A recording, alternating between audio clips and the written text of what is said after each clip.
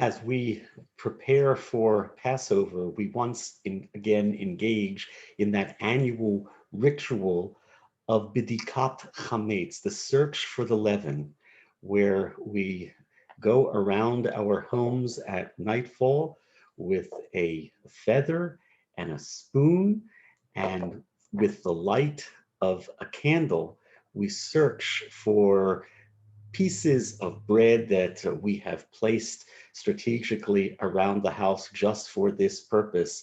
And like many rituals, this one has multiple layers of symbolism attached to it.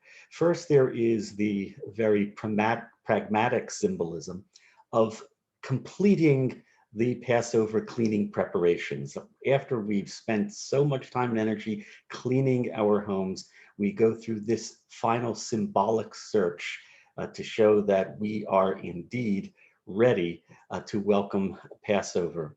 The second level of symbolism is a search for that which needs to be repaired. We look for the flaws, for the imperfections in our world, in the dark corners that are filled with suffering and with violent emotions of hatred, which have come out in such disturbing ways in just recent days and weeks, as we've witnessed here in this country and indeed throughout the world. And through this search, we symbolically dedicate ourselves to being a part of the solution, of uncovering that which needs to be removed and replaced with love and with tolerance, a repair, a tikkun for our very fractured society, our very fractured world.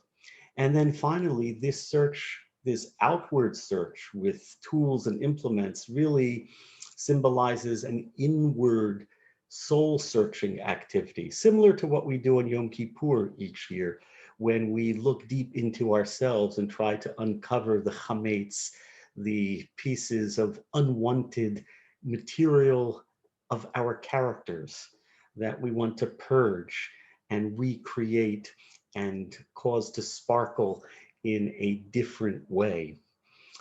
And of course, there is one important lesson that emerges as we go through this process of self-judgment and also judging the world and those around us. There's a wonderful story that a modern rabbi used to tell about a teaching that he learned from his own father, who was also a rabbi. He said when he was a young boy, he used to go around with his father and do b'dikat chametz. And the custom is that the next morning, you're supposed to take everything that you acquired during the search, all of the chametz, together with the implements and burn them as a symbolic way of finally eradicating all the chametz in your possession. And the boy, the rabbi, when he was a boy, asked his father, okay, I understand burning the chametz. I understand burning the feather and the spoon that were used to gather the chametz. They came in contact with chametz. But what about the poor little candle?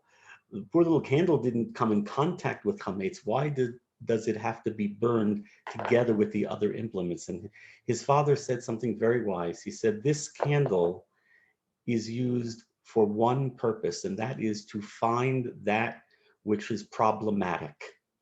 It is a fault-finding candle. It focuses on the dirt, and that's its only purpose.